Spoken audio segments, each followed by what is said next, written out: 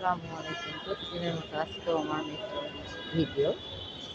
এই মাত্র মেট্রো স্টেশনে আসলাম, মেট্রোর জন্য দাঁড়িয়ে আছি। আর কতক্ষণ লাগবে? 1 মিনিট। 1 মিনিট পরেই মেট্রোটা চলে আসবে।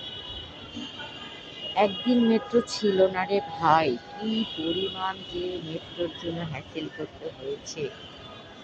মানে আমরা যারা মিরপুরবাসী আছি তারা মেট্রোর উপর নির্ভরশীল হয়ে গেছি। মেট্রো ছাড়া আমরা কিছু চলতে পারি না।